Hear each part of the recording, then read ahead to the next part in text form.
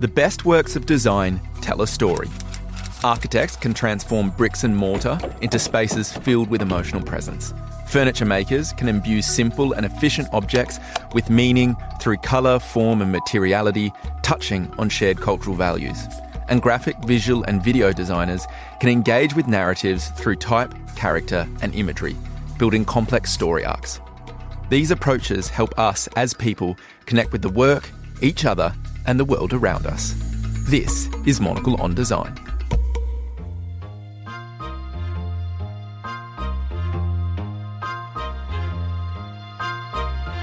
There can be meditation to be found in the act of doing. For me, it's not so much about the ritualistic elements of like making. It's more that when I design something, I really want it to be considered top to bottom. Taste is largely informed by all the inputs that you have. As you move through the world, you're picking up all these inputs and then how are you layering those into your work? That's what we really pride ourselves on. This is Monocle on Design, a show where we discuss everything from architecture and craft to furniture and graphic design. I'm Nic and Grace.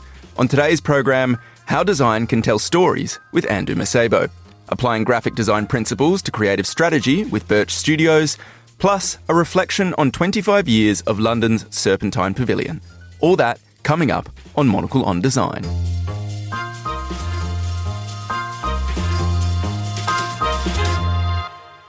Hello, Grace Charlton, Monocle's associate editor, brackets, design and fashion.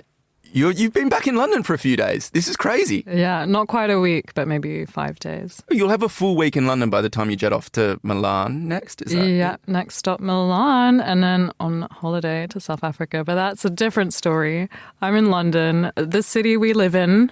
Occasionally, from time to time. Where we pay rent. Yeah, it's been good. And it's been a good week for London news. We're going straight into it. Wow, diving straight into it. I like this. Yeah, there's a new Serpentine Pavilion designer who's just been announced. Initial thoughts, Nic, take it away. I like it. So, hang on, I want to give some background. I mean, I feel like everyone kind of knows what the Serpentine Pavilion is, but it's basically an installation in the grounds of the Serpentine Gallery within Hyde Park in London. Happens every summer, has done so for the past 25 years. It's like a harbinger of summer. It is. London. Do you normally go? Is this a thing you seek out? I used to live a lot closer to it than I do now, so I have to confess I don't think I saw it last summer.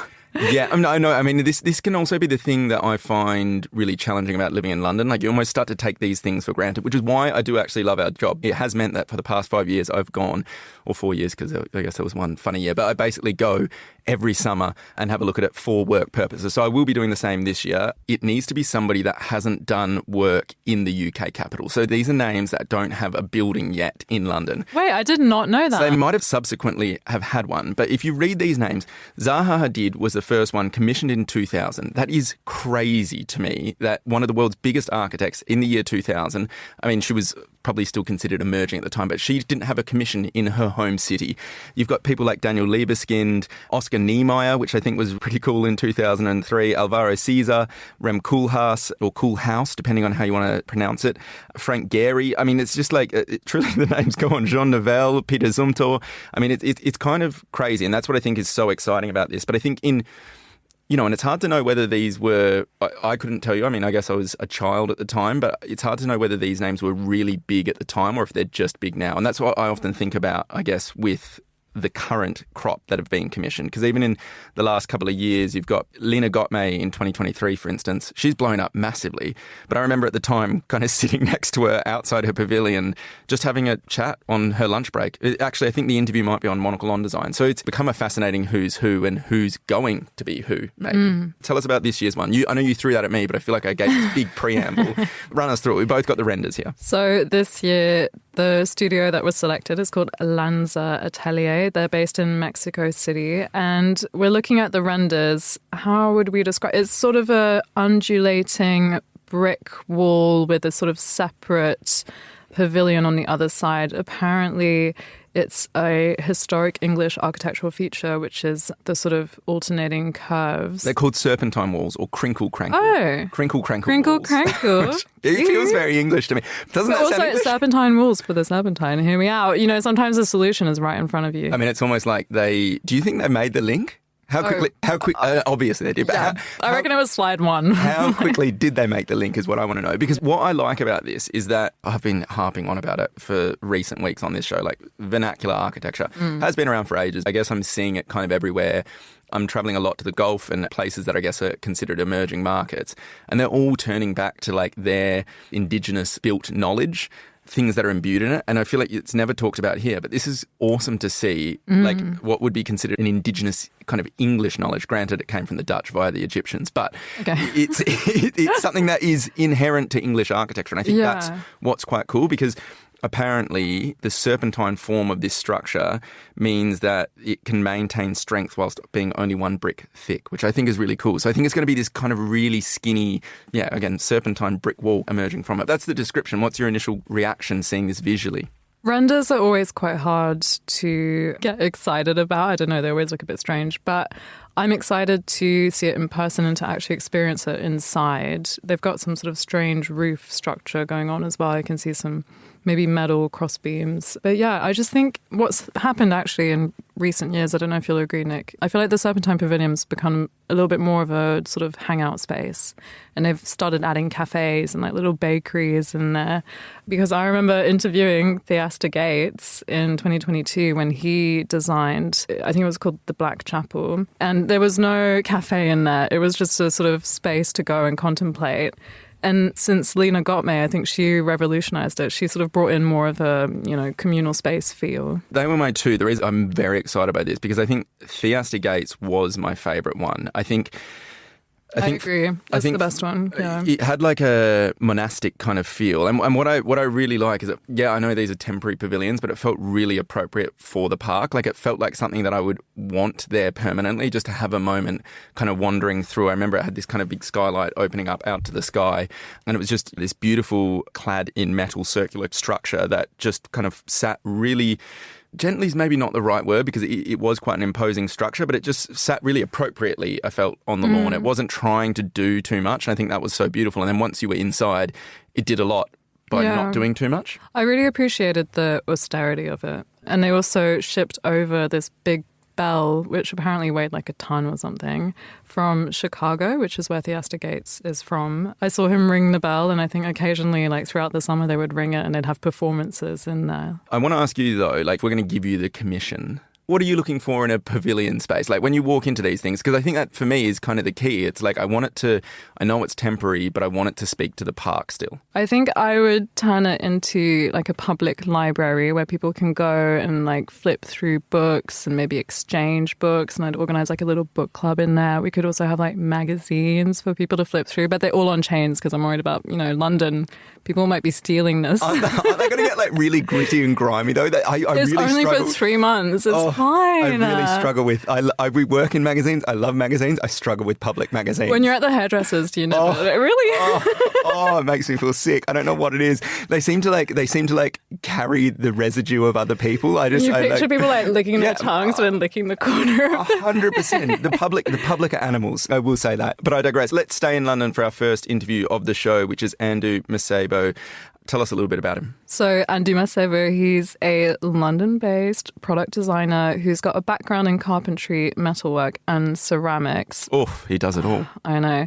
A real designer by trade, the trade of being a carpenter and a metalworker. His work is playful but not silly, which I thought was such a good way of encapsulating his designs. We featured him in the design directory, the first design annual published by Monocle. He brought his Allen key to set up these shelves that have little like revolving bits. And he showed me like how to construct it. And there was also a desk and a stool that we featured in the magazine. And I agree, they're just like perfectly curved. They've got really soft wood. The joinery is impeccable. These desks could be sort of like arranged in a circle or undulating. Or like the Serpentine Pavilion, they could undulate down in the room. So, I mean, I know you're a big fan of his work. Can you explain why? Well, I think it's that. I think you've got sense of play, I guess, in the curves. And even in that bookshelf that you're talking about, it's called On the Round. I think you can kind of flip around the shelf structure, like the upright support, so that you can make different configurations. And it's those sorts of things that it means you can kind of get playful with it. You can align all the desks that you just mentioned. It's all so precise and so beautiful. It's doing enough without trying to do too much. And I think that's what really, really makes his work remarkable. And it's something that, like, you know, you could see keeping this and hanging on to it and then eventually passing it along to somebody that you care about. You can see it becoming an heirloom, and it does feel really, really contemporary. But I think the fact that he uses these amazing natural materials, it's this light sort of blonde coloured wood, it looks so, so beautiful and something that you would want. You spoke to Andu in the studio. Let's go to that chat now.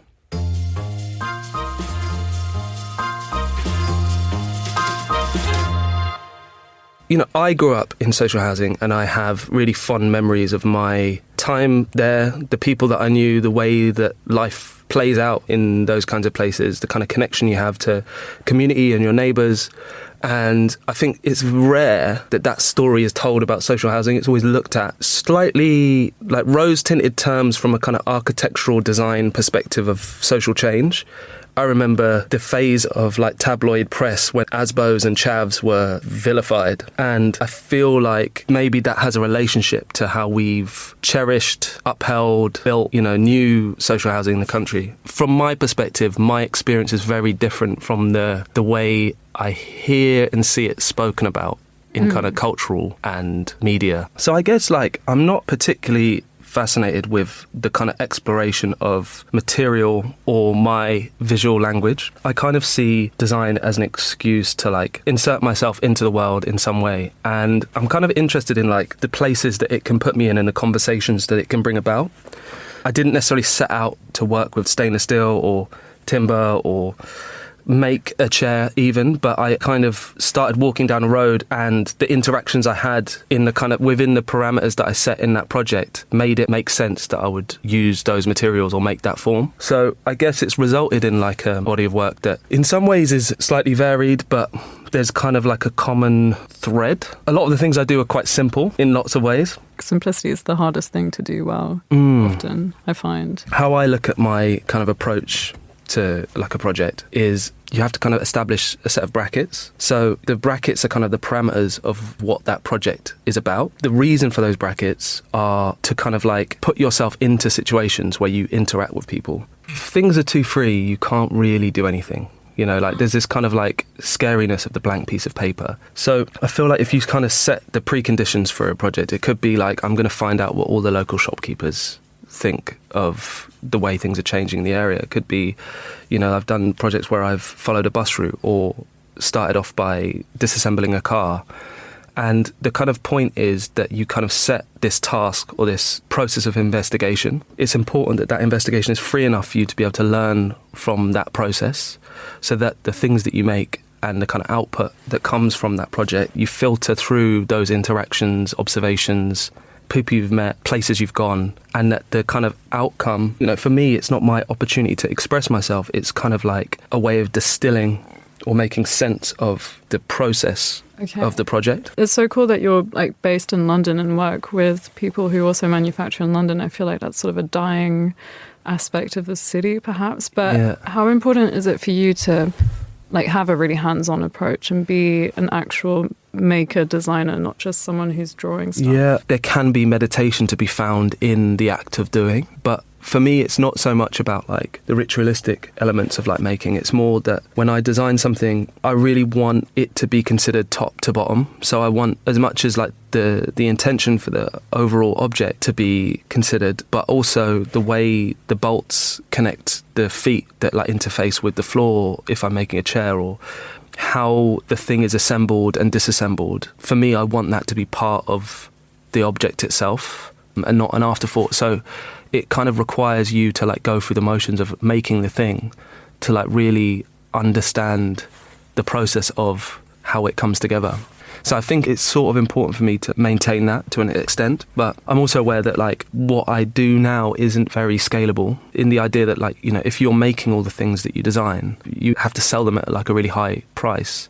Are you not tempted to go into the world of collectible design and, you know, pieces that cost 20k? I've always been quite reluctant. It's not that I don't want to make design that is collectible, but it's not where I aim my focus on. Part of that is like, I am not from the world where collectible design can be bought. So it's kind of weird for me to target my creativity at like an audience that isn't me and my kin. But I always feel like if I make something that's collectible, I don't want it to be just like a version of my work, but kind of made in an expensive material. I don't want to make decisions that specifically force it into this high value object. I'm really interested in making things that have value and how things can accumulate value, but in ways that are more than just material choices. So like, how does something accumulate value over time, or through the stories that led to its conception, or the cultural context that something can gather by being not so much associated with, but like connected to cultural experiences.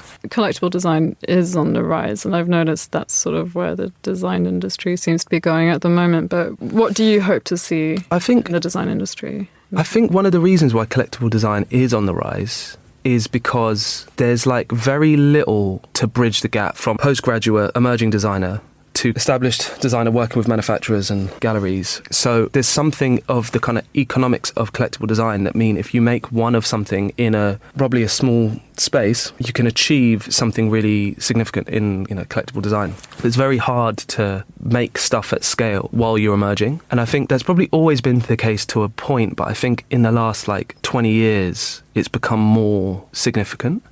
I think that's why people are moving towards collectible design. But I guess in terms of how the industry should change, it's we need to support that period of emergence much better. We need to kind of foster, the development of talent and create paths for people to design, but also make a career from design.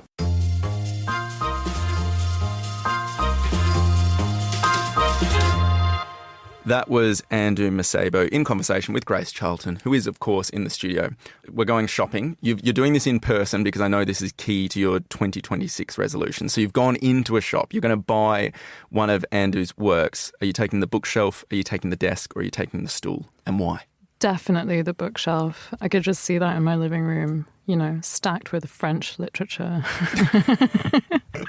I can never borrow a book from you because I could not read or understand any of it. All right, we're not going to France. Absolutely not going to France. Let's stay in London because we're going to go to an interview that Hassan Anderson, this show's producer, did with Birch Creative Studios founder James Allen. Now, this is a studio that I guess they're looking at the way that they can apply design thinking to brand strategy. They're looking at how you can kind of capture people's attention in super oversaturated markets. We're all scrolling, watching screens around us all the time. So how do you get that sort of cut through? That's what this studio aims to do.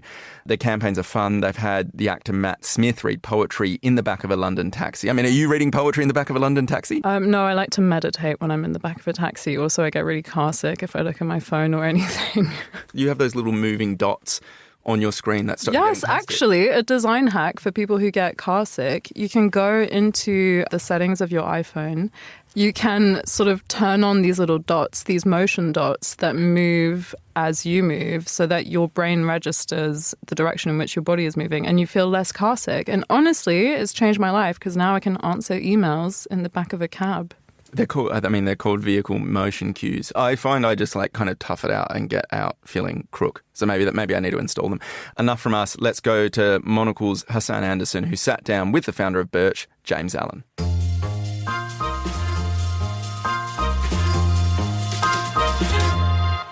The first thing we do is we immerse ourselves in the client's brand. And so with the Rosewood example, we had the head office team from their marketing team and branding team come over and give us a full immersion session into what the brand is, what it stands for, what it should look like, sound like, feel like.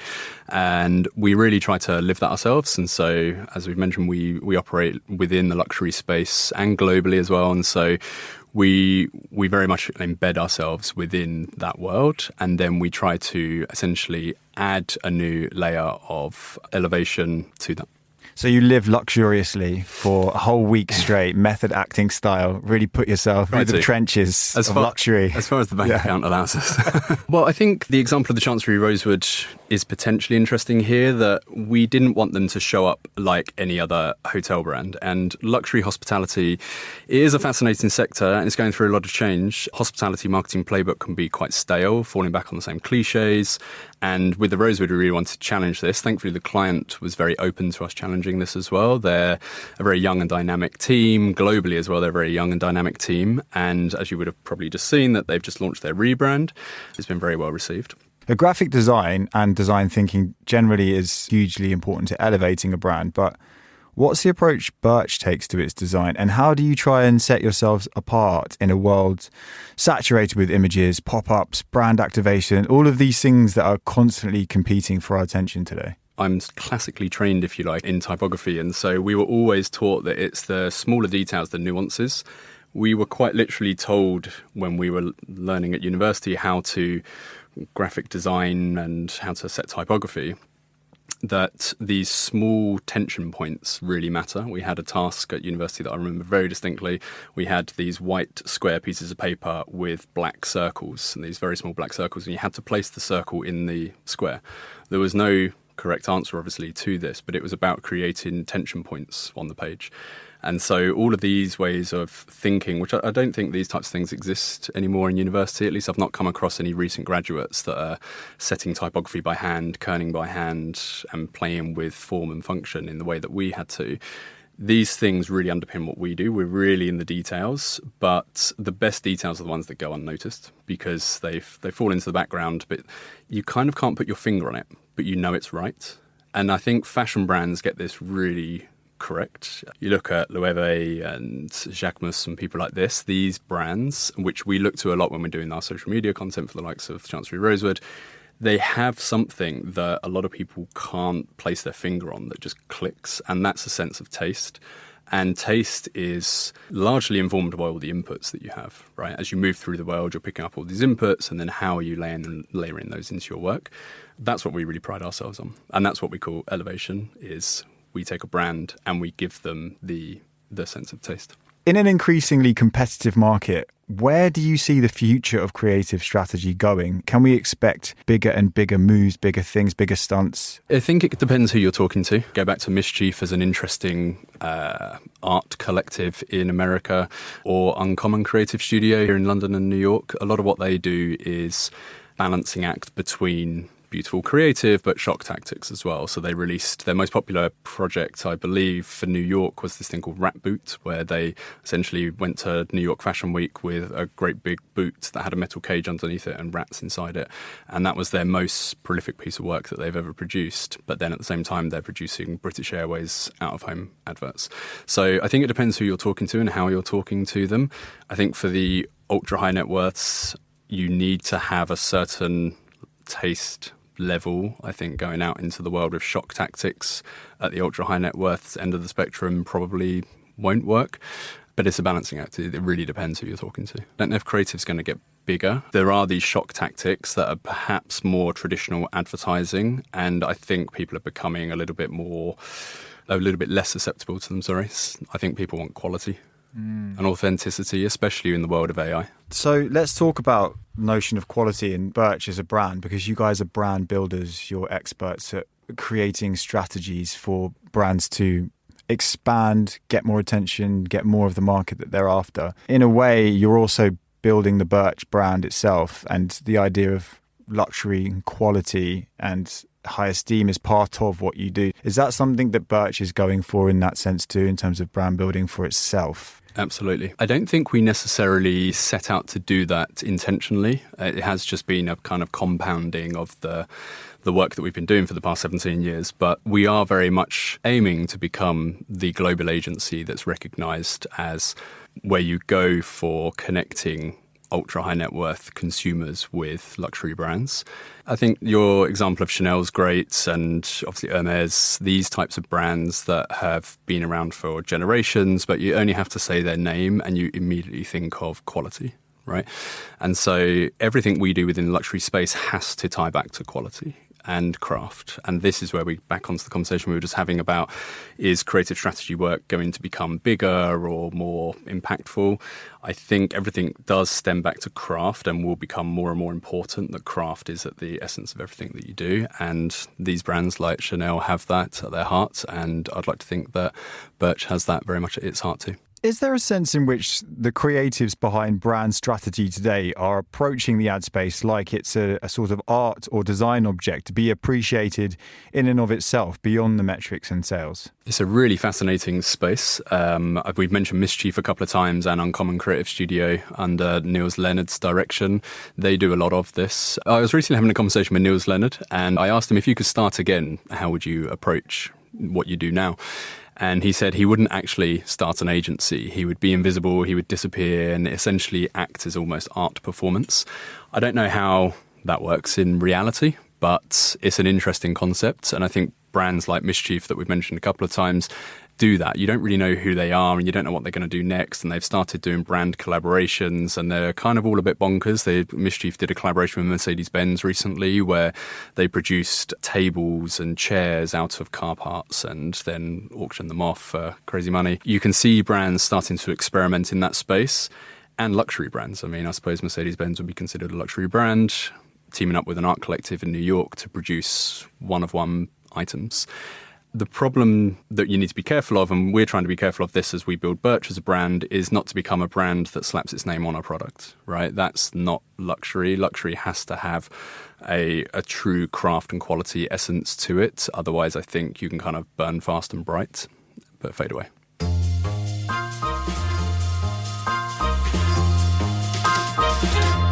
That was James Allen, founder and chief creative officer of Birch, in conversation with our very own Hassan Anderson. Nic Manice, I know that you like to notice ads around you as you move through the world. What has caught your eye recently? I've been very static. I've been watching lots of cricket.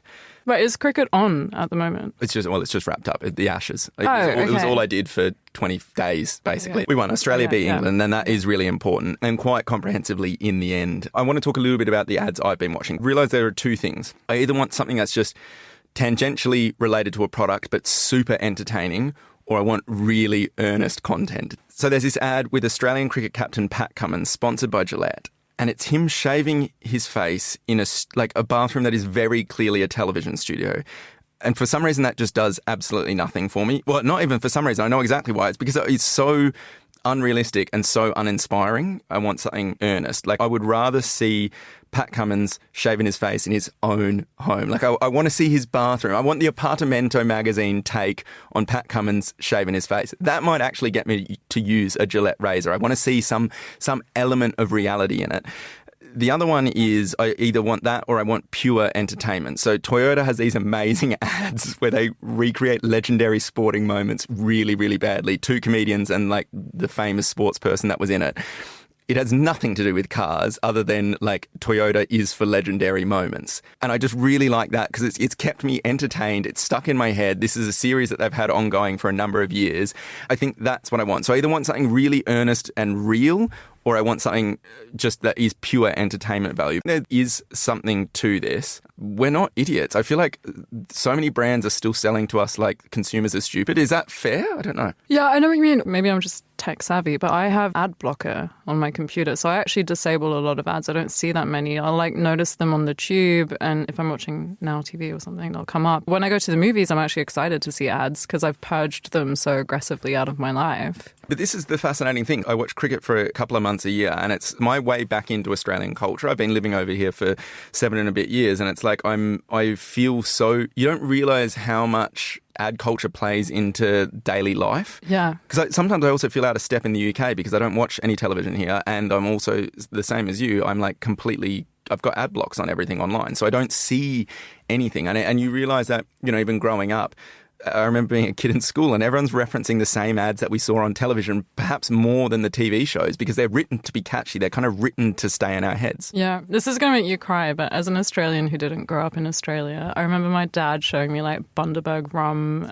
like ads as like, this is your culture.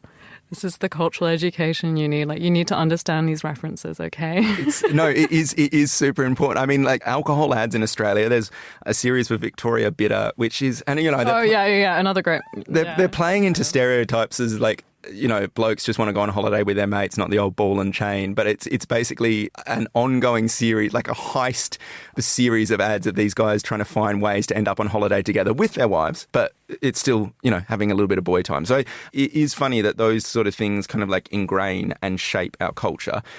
And I guess maybe to round out the show, what would you like to see creative strategists do more of when it comes to connecting with consumers? Can we find better strategies and better ways of having cut through that's, you know, authentic and fun? I agree that consumers aren't idiots. I feel like the way that ads are these days, or when I just see it on the tube, like, first of all, they're not beautiful, they're not good looking. These design, like the typefaces. Pat Cummins, come on. No, I mean, like, even on the tube, I feel like I see all these Cash ISA ads at the moment, and the graphic design is awful. What's happened? Like, you wonder if it's being done on Canva or something, like, you know. Yeah. Are they taking shortcuts? I don't know what it is, but it seems like information overload. Like, this goes back to thinking consumers are idiots. There's no sort of room for people to interpret what something is. Like, it's just spoon-fed all in one go. That is so aggressive. One of my favorite things ever, I think it was KFC. They did an ad where you could tell that some boardroom ruined it at some point because it was succumb to the bread crumb. And you could tell that whoever was the original advertising mind behind it wanted it to just say, like, succumb to the crumb. But then people were like, no, but people won't know what are crumbs. Like, what's a crumb? Like, it has to be the bread. It needs, you know, like, it's false advertisement if we don't say it's like succumb to the bread crumb, you know. So it's stuff like that. What about the celiacs? I mean, like, you know, it's. But I know what you mean. It's a pandering. It's a dumbing down of information. Yeah, or it's like everyone can get it. You know, designed by committee.